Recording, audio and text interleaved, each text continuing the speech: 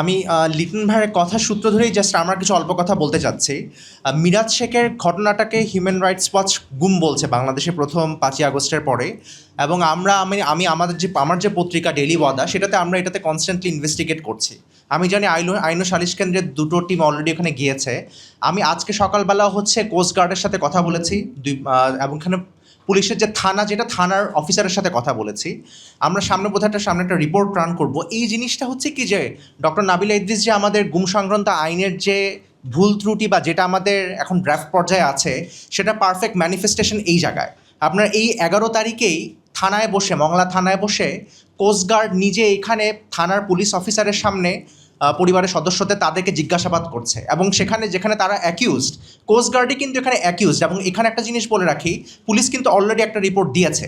সেই রিপোর্টটা দিনের আলোর মুখ দেখছে না, এবং যে পুলিশ তদন্ত কর্মকর্তা রিপোর্ট তৈরি করেছে তাদের মধ্যেই একজন, আমরা ওয়েট করছি তারা যেন অন রেকর্ডে আসে।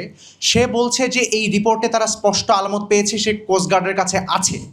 এখন একটা জিনিস বলি, এখানে আমরা যত আইন সংক্রান্ত যাই কিছু বলি না কেন, এটা কিন্তু একটা পারফেক্ট ম্যানিফেস্টেশন। এখানে আমরা যদি মিরাজ শেখকে হারায় যেতে দেই, বাকি অনেক মিরাজ শেখ তৈরি হবে 100%। এই ব্যাপারে আছে, কারণ আমরা এখানে কি বলছি, আমরা এখানে বলছি যে আমরা মিরাজ শেখকে এখানে তার এগেনস্টে বলা হচ্ছে সে নাকি জলদস্যু বাহিনী, হোয়াট এভার ইট ইস। কিন্তু এই যে কথাগুলো বলছে সেটার এগেনস্টে কাগজপত্র প্রডিউস কোথায়? তার নামে যে মামলার কথা বলছে, সে মামলার কপি আমরা চাচ্ছি, দিচ্ছে না।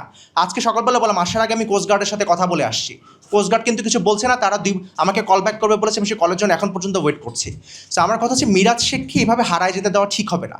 উনি যদি অপরাধী হয়ে থাকে ওনাকে প্রডিউস করুক, ওনার এগেনস্টে মামলা করুক। এই মিরাজ শেখ যদি আজকে হারায় যায়, এই গুম সংক্রান্ত আইন এটা পাস হোক না হোক পরবর্তীতে আসবে, এবং এখানে আসলে এটার বাইরে আমার বলার কিছু নেই। আমি শুধু এইটুকু বলার জন্য এসেছি। Thank you.